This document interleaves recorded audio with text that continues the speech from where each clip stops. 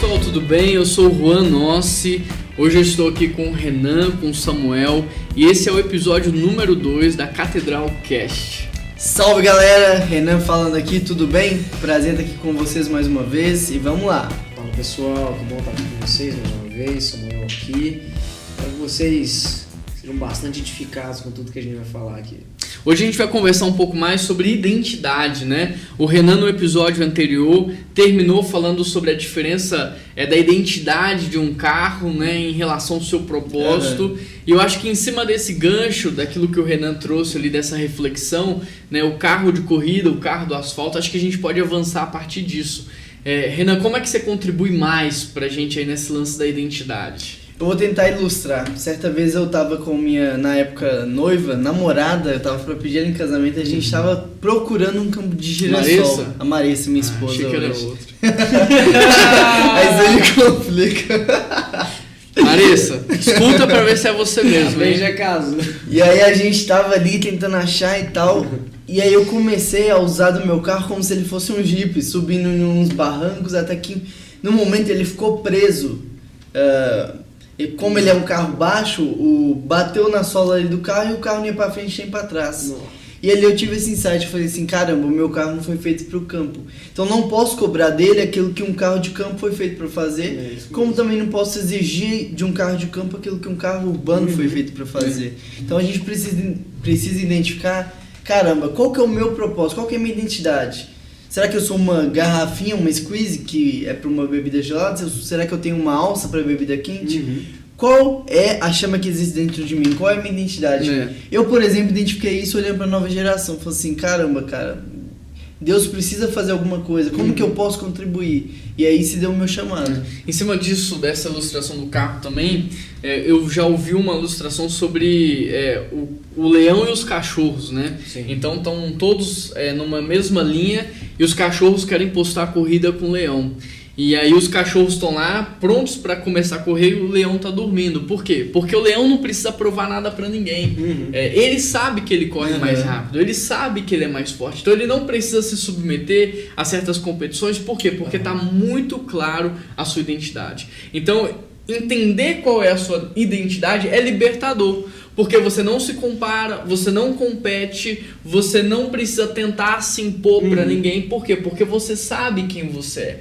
Então, a gente já parte no início agora do podcast desse princípio. Entender a sua identidade é algo libertador. E vamos cortar aqui a comparação, porque a comparação, ela sempre vai humilhar um dos dois lados. Sempre. Então, por exemplo, se o leão, ele resolve ali competir, primeiro que vai estar se humilhando por submeter isso. Mas depois ele vai humilhar os cachorros por correr mais rápido. Então a comparação ela não tem que ser feita, a comparação ela sempre vai humilhar um dos dois lados. Cara, eu sou eu, você é você. Eu acho que nada melhor, assim, é clichê que fala mesmo, né?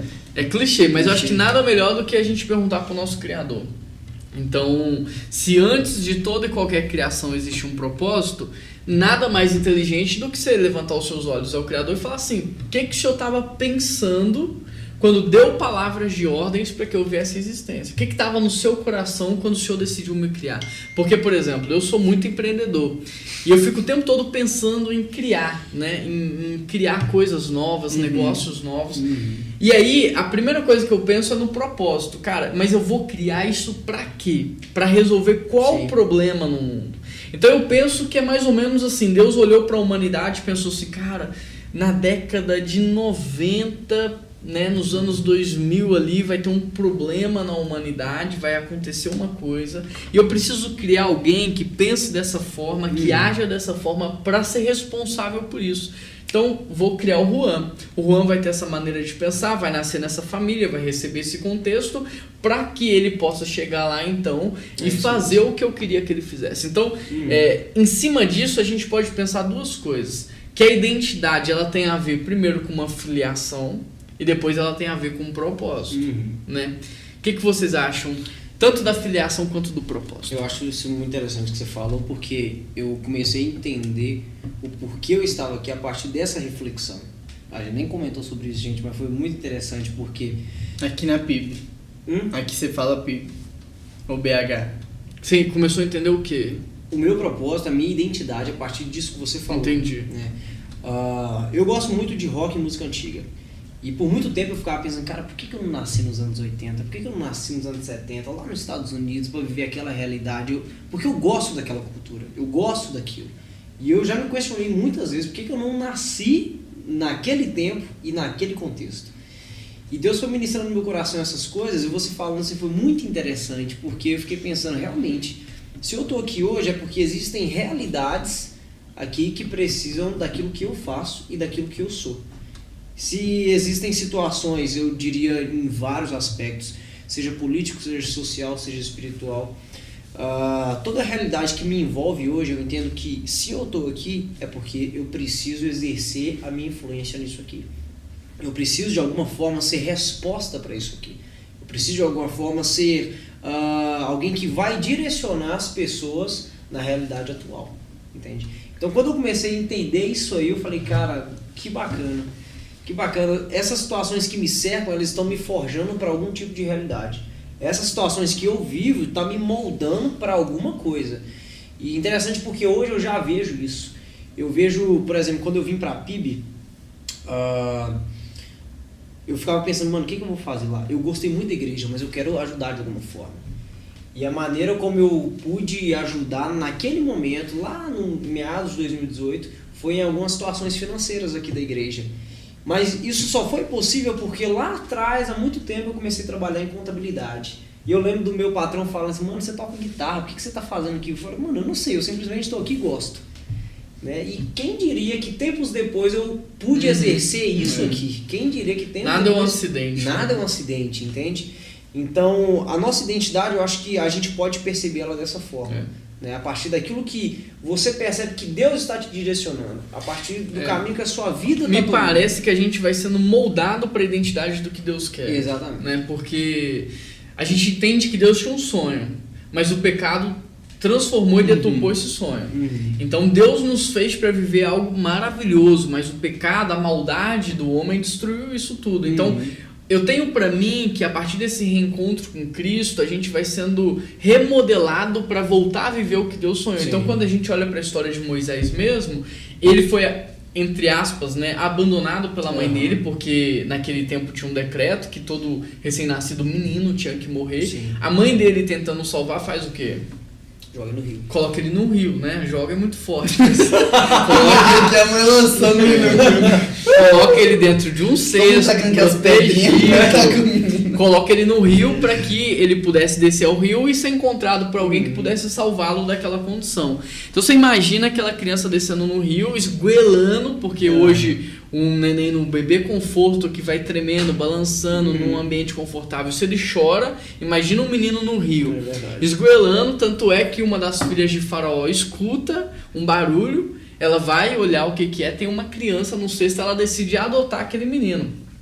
Aquele menino, ele cresce ali na cultura dos egípcios e ao mesmo tempo ele também cresce na cultura dos hebreus, porque naquele tempo não tinha NAN, pitamil, leite de soja, nada disso, era só a mãe mesmo materna que amamentava a criança.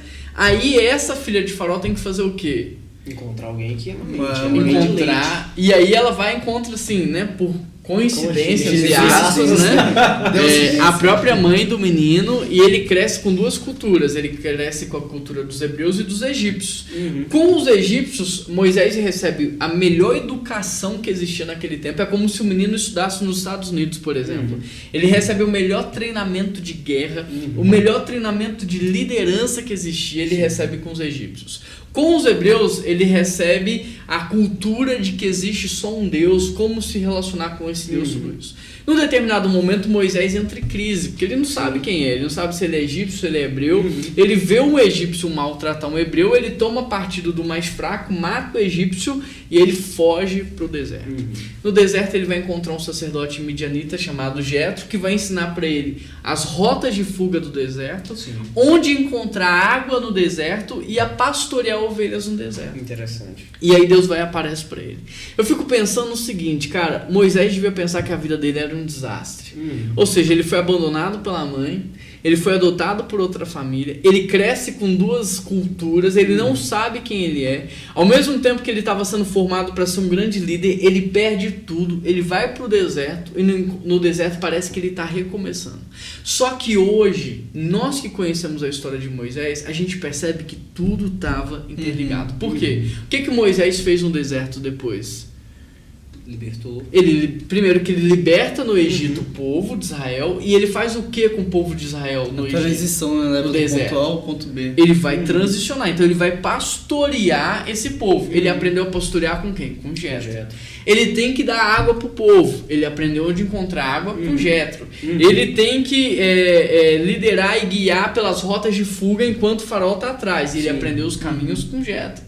Ao mesmo tempo, toda a liderança que ele exerce, ele aprendeu lá atrás. Então ele estava sendo formado. A vida dele não foi um acidente, não foi um desastre. Nunca é. Nunca é. Então você que está nos ouvindo aqui agora, você pode pensar, cara, minha vida ela é cercada de problemas, de picuinhas, de desavenças, de desastres. Nada dá certo. Eu tô aqui para te dizer, você está sendo formado, você está sendo forjado na sua identidade. Sabe o que é interessante? A identidade ela é única e ela é permanente. Então, a minha identidade não muda. A gente pode entender que a nossa identidade é filho de Deus. Isso não muda. É interessante porque Marcal não faz bons marinheiros. Então, por mais que pareça que tá tudo sendo uma bagunça, cada hora eu tô num lugar, cada hora Deus tá me usando em um lugar diferente. Ele tá me usando nesse momento, claro, mas também tá me formando para um propósito maior. Então, a minha identidade não depende de onde eu estou ou como eu estou. A minha identidade depende de quem me fez. Por quê? É igual um recém-nascido. O recém-nascido, vou dar o exemplo dos meus filhos. O Noah não nasceu sabendo que ele era o Noah. Ele não nasceu sabendo o contexto da família dele. Ele não nasceu sabendo para onde ele estava indo. Ele só nasceu. E de quem era a responsabilidade de dizer para ele o nome dele, o porquê ele nasceu, o que ele vai fazer na vida, direcionar, capacitar, formar e enviar? Do pai. Percebe? Então, o pai é quem revela a identidade pro filho. Então, qual é a nossa identidade primária? Filho de Deus. Por quê? Porque eu não sou fruto de uma explosão. Se você quiser pensar que você é fruto do acaso, fruto de uma explosão, eu não tenho nada contra isso. Mas eu gosto de pensar que eu não sou fruto do acaso, eu sou filho de Deus. Deus sou eu com a minha existência. Então, nada mais sabe do que eu olhar pro meu pai e falar, quem sou eu? E nesse encontro com meu pai, eu me encontro com ele. Nesse encontro do meu pai, eu me vejo nele. Ele me vê em mim. E nisso eu vou me entendendo enquanto um indivíduo. Até os 2 anos, uma criança, ela não se vê separada da sua mãe.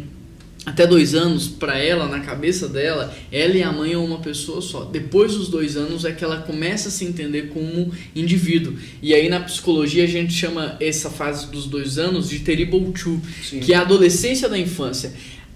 Por a criança agora entender que ela é um indivíduo, ela quer escolher o que ela vai comer ou não, o que ela vai vestir ou não, o que ela vai fazer ou não. Aí vem a pirraça, vem tudo que é o que a gente chama de terrible two. Então é mais ou menos isso. Nesse encontro com o pai, nessa relação com o pai, eu me vejo nele, ele se vê em mim, mas nessa relação eu vou me entendendo enquanto um indivíduo, aquilo que o pai tem pra mim, o porquê eu nasci. E esse é um processo de fato. A gente falou no episódio anterior sobre resultado e processo. Não adianta você que está nos ouvindo agora pensar que pronto, você já entendeu sua identidade. Não, é fruto de um processo, é fruto de uma caminhada. Aos poucos você vai se vendo, se entendendo e se descobrindo. É aquela história do carro que está dirigindo à noite na estrada. Muitas vezes você está dirigindo, você está indo para um lugar desconhecido e você não consegue enxergar nada porque está de noite, só que seu carro está com o farol ligado. Você não sabe o que vai acontecer daqui 50 quilômetros. Mas é pouco a pouco. À medida que você vai caminhando, o farol do seu carro vai iluminando a estrada. E vai vendo, vai te direcionando aonde você vai frear, se vai ter curva, se é morro, se não é. Então, à medida que a gente vai caminhando, você vai percebendo. É de 30 em 30 metros, né? É os próximos 30 metros. Provavelmente tem muito jovem nos escutando, tá nessa fase de escolha, né? De Enem, de saber qual é o vestibular. E aí acha que a faculdade que escolheu vai ser o que vai definir a sua identidade. Não caia nesse erro. Porque, por exemplo, aqui nós 3 somos pastores, mas nós estamos pastores, nós não somos filhos de Deus. Então a sua identidade não vai ser dentista, não vai ser médico, não vai ser psicólogo. A sua identidade é que você é um filho de Deus. Então na hora de fazer essa escolha, não faça sozinho. Ore, peça a orientação de Deus porque Ele te criou, Ele te deu identidade, então Ele sabe o porquê Ele vai te usar, Ele sabe aonde Ele vai te encaixar no mundo. Pode ser que você faça um curso, na metade do curso se arrependa, queira fazer outro, mas tudo isso está te forjando para algo maior.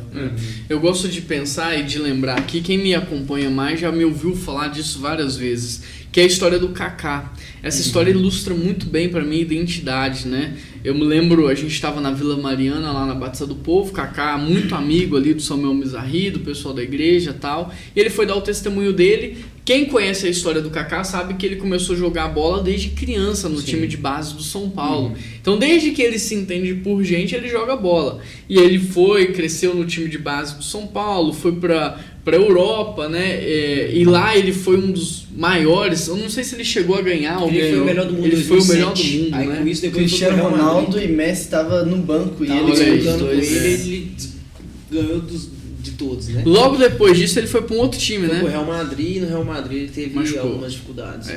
Aí parece que ele machucou e ficou um tempão sem poder jogar. E foi a compra mais cara do Real Madrid até a época. Naquele momento era. Então, Eu ia falar que ele foi comprado junto com o Cristiano Ronaldo, né? Os dois foram comprados juntos para serem assim, Olha aí. a dupla promessa. Assim. agora você imagina a cabeça do Kaká, sabendo do preço que foi pago, Exatamente. né? Que Sabendo da expectativa. Que tinha sido o melhor do mundo, de repente É. o peso, né, muito grande sobre ele. de Um dos repente melhores machuca. times do mundo, né? O time Galáctico. E aí ele machuca e não pode mais jogar a bola. E ele fica um tempo, eu não lembro quanto tempo ele ficou, vocês que acompanham mais futebol talvez vão lembrar. Mas eu acho que é mais de ano, né? Não, a questão é que ele machucou e ele ficou muito tempo de banco. Aí quando ele voltava, jogava pouco, Não foi aí que ele machucava ficou de 2 novo. anos sem jogar, mas ele machucava, voltava, não jogava bem, Não ia pro rendia banco, nada. No Real Madrid. Então foi uma crise longa, não foi um machucou e acabou, foi um sofrimento prolongado. Ou seja, ele não conseguiu render no Real Madrid o que ele rendeu, tipo, no Milan, tempos atrás. Então isso... E na cabeça dele podia parecer, caramba, será que não é pra eu ter vindo? Será que é culpa minha? Ou por que tá acontecendo isso? Eu sei que ele entrou numa depressão porque ele não sabia mais quem ele era. Sim. Aí ele entrou numa crise de identidade. E nessa depressão aí, ele teve um encontro com Deus lá que mudou a vida dele, né, da água pro vinho, na qual o Espírito de Deus começou a revelar para ele a identidade de verdade dele. E aí como que começou? Ele fala que Deus começou a falar assim, ó, quando você era criança, como é que as pessoas te conheciam? E ele começou a pensar, não, realmente, quando eu era criança, eu não era o Kaká, eu era o filho de fulano, Sim. filho de ciclano. E aí Deus falou, pois é, você é filho de Deus, essa é a sua identidade. O que você faz é consequência primária de quem você é filho de Deus. E nisso ele teve esse encontro com Deus e a vida dele foi sendo transformada, ele foi se reencontrando e hoje está bem, né? Então, o Renan falou, nós estamos pastores. Mas quem nós somos? Nós somos filhos de Deus. Ou seja, se eu tô lá no meu negócio que eu abri, na empresa que eu abri, eu sou filho de Deus lá. Aqui na igreja, eu sou filho de Deus. Eu tô numa negociação em Dubai, eu sou filho de Deus. E porque eu sou filho de Deus, eu carrego o padrão da família, os valores da família, os princípios da família. E aí se a minha identidade é ser filho de alguém, agora eu preciso saber qual é a identidade desse alguém. Então se eu sou filho de Deus, eu preciso conhecer ele. É isso mesmo. O que meu pai gosta? O que meu pai espera? O que ele esperava de mim? Como meu pai é? Como eu posso ser? E aí eu vou encontrando agora o meu propósito, que é me A parecer com meu pai. liberdade está em revelar a identidade da família. É isso mesmo. A liberdade está em você viver o propósito da família, porque Deus não trabalha com indivíduos, Deus trabalha com famílias. Então você pode observar que normalmente hoje a realidade da família é o seguinte: o pai vai para um lado, a esposa, a mãe vai para o outro lado e cada filho vai para um lado. O que que tá acontecendo ali? Você está enfraquecendo a família. É verdade. Né? Porque você tem 5 pessoas que poderiam se completar e se potencializar para alcançar um resultado maior, mas a família se dividiu. Deus trabalha com família. A família precisa entender isso para que eles possam se potencializar e caminhar juntos. Então, quando a gente entende a nossa filiação e quando a gente entende que a gente está caminhando junto num propósito e numa identidade, a nossa força de alcance é muito maior. É verdade. O nosso alcance é muito maior. Então, a identidade ela nunca é individual. A identidade é familiar. Por exemplo, eu tenho um sobrenome. Eu chamo Juan Nossi Gomes. E aí eu carrego aqui a identidade de duas famílias. Sim. A identidade da família nossa e a identidade da família Gomides. O interessante é que cada família tem a sua própria identidade. Eu poderia descrever a identidade da família nossa e eu poderia descrever uma identidade diferente da família Gomides. E aí nessa junção, hoje eu estou formando uma família nossa Gomides, que já é uma nova identidade. Sim. A mesma coisa é o Samuel Sena, o Renan, cada um agora tem uma identidade. Então percebe, os meus filhos vão carregar a identidade de uma família. Os meus filhos vão carregar um propósito de uma família. Então a estratégia do diabo é te isolar. É a estratégia do diabo com que você pense que a sua identidade ela é Individual. Ela é individual. Mas não, a gente percebe que na sabedoria bíblica a identidade ela é familiar. Ela é coletiva. Ela é Isso coletiva. me faz lembrar a minha infância. Porque a maior parte da minha vida eu morei em Viginópolis, uma cidadezinha pequenininha, 8 mil habitantes. 8 mil habitantes. E cidades assim, as pessoas conhecem os outros pelo sobrenome da família. A família dos coelhos, a família de não sei o quê. E lá, todo mundo me chamava de filho do pastor. Eu falava que eu não tinha nome lá, é filho do pastor, filho do pastor. E até os meus 12, 13 anos eu vivia com a crise, assim, porque eu falava, cara, eu sou filho do pastor, mas quando é que eu vou ser o Samuel? Quando é que eu vou ser o Samuel? Eu quero ser o Samuel. Mas o tempo foi passando e quando eu fui conhecendo melhor o meu pai, quando eu fui conhecendo melhor o propósito do meu pai e por que eu cresci naquela realidade, por exemplo, de ir para a igreja todo final de semana, de tocar na igreja todo final de semana. E quando eu comecei a entender isso, eu comecei a tomar gosto por causa disso. A ponto de não me incomodar mais ser chamado de o filho do pastor. Porque eu já estava muito mais preocupado com o propósito que a minha família tinha recebido naquele lugar do que com o meu nome individual. Então eu percebo isso também, vamos ampliar aqui no contexto de igrejas, por exemplo. A gente fala que a igreja é a grande família de Deus, né?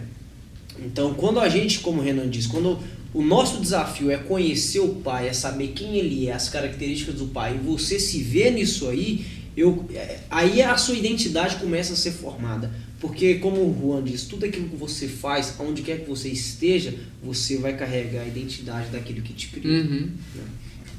Interessante. Achei que ia dar a tela azul de novo os dois. Não, era. Mas é interessante que é isso. Quando eu entendo qual é a identidade do meu pai, eu sei qual é a minha identidade. Gosto do exemplo do interruptor. O interruptor ele não é conhecido porque ele tem algo ali nele, mas ele é conhecido porque ele conecta a luz. Então, quando eu entendo que a identidade do meu pai é iluminar, agora eu entendo que a minha identidade é levar as pessoas a serem iluminadas por essa luz. Então, quando as pessoas chegam no ambiente, elas têm que ter por nós... Quando as pessoas nos encontram, elas têm que ter por nós a sensação. Imagina aqui, essa sala toda preta, escuro. Você chega, a gente vai palpando a parede até achar o interruptor. Quando acha, caramba, achei luz. Essa sensação. Quando a gente entende a nossa identidade, as pessoas têm que ter essa sensação por nós. Fala assim, caramba, o Samuel chegou, ele vai iluminar aqui. Caramba, o Juan chegou, e ele é filho de Deus, ele vai fazer a diferença. Então, quando eu entendo a identidade de Deus, eu entendo que a minha identidade agora é resplandecer a Deus para as pessoas. Então, assim, antes de pensar em fazer, pensa em ser. Antes de pensar em construir, pensa primeiro na sua identidade. Para quê? Para que você construa algo certo. Porque assim, não adianta você correr se você está correndo para a direção errada.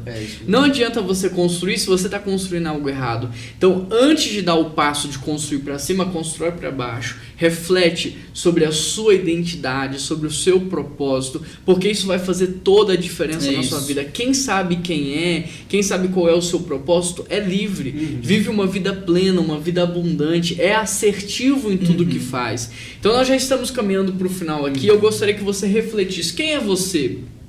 O que é que você está fazendo aqui? Qual é o projeto, o propósito da sua vida? E que você se mova então em torno de tudo isso. Amém? Fica aqui o meu abraço, vou deixar os meninos se despedirem aí. É isso aí, galera. Resumindo, seja o interruptor que liga a luz. Tamo junto, abraço. É isso aí, pessoal. Muito bom poder compartilhar com vocês mais uma vez. E manda esse podcast aí para as pessoas aí que você conhece. Legal, né? isso aí. Podcast deixa o like ou não? Não sei como que é. Tem que curtir no podcast? Não, mas é porque tá tanto no YouTube quanto no Spotify. Então depende da plataforma. Mas compartilha aí com as pessoas. É um assunto muito pertinente, né? Sobre identidade, né?